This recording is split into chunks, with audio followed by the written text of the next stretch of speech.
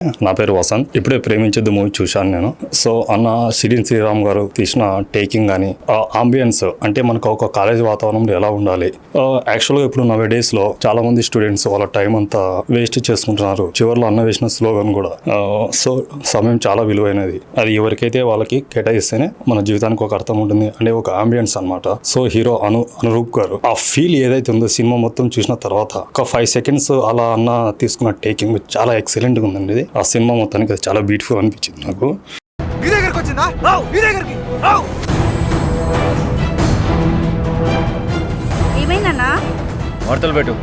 High guys, myself Rajamouli.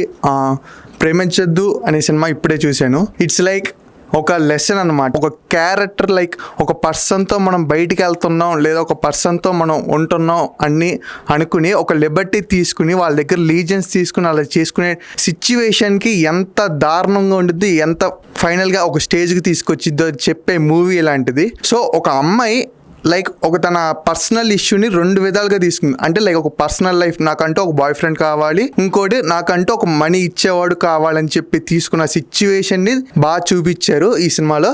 So అందులో cinematography చాలా బాగుంది. ఇందులో కమింగ్ టు సాంగ్స్, నాకు లైక్ 2016 వైబ్ వచ్చింది కొన్ని సాంగ్స్ వరకు. యాక్టింగ్ వైజ్గా కూడా చాలా బాగా చేశారు.